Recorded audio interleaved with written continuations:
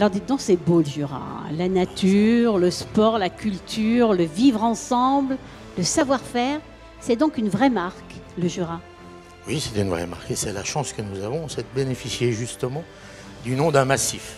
Ce qui fait que nous sommes connus internationalement, si je peux dire, pour tous ceux qui s'intéressent à la géographie des montagnes, et ce qui fait que c'est un avantage certain pour tous les Jurassiens. Donc le Jura est une belle marque, et c'est cette marque qu'il nous faut sans cesse valoriser. On a engagé un programme au niveau du département pour que cette marque Jura soit une marque ombrelle pour l'ensemble des territoires, de sorte que les territoires puissent eux-mêmes bénéficier de l'attractivité, de l'attrait de cette marque Jura.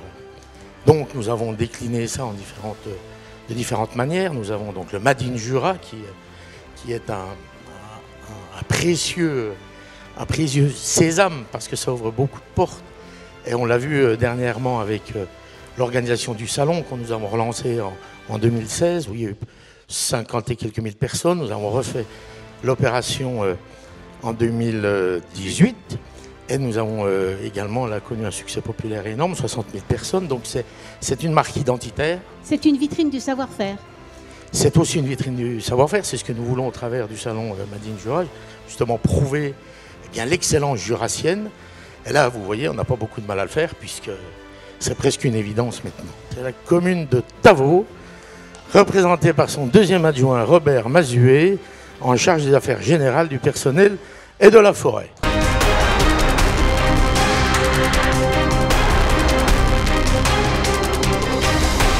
Conjointement avec Monsieur le maire, nous avons discuté depuis 2014, le début du mandat. Et puis donc ça s'est terminé pour le 11 novembre 2018.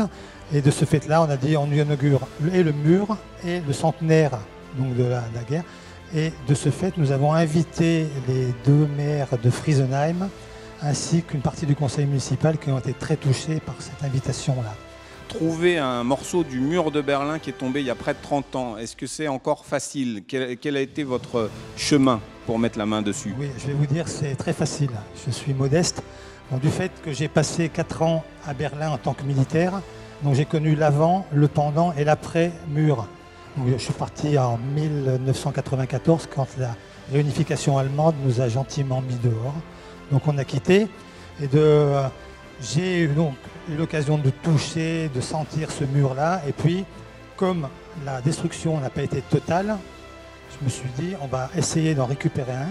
Et donc, j'ai appelé le Sénat de Berlin, qui m'a gentiment dit qu'on ne prêtait qu'aux riches. Donc, si je voulais un morceau de mur, il fallait que je me débrouille. Donc, ils m'ont donné une adresse. Donc, il y a une entreprise à Berlin qui existe toujours, bien sûr, et qui vend le mur, les miradors, etc.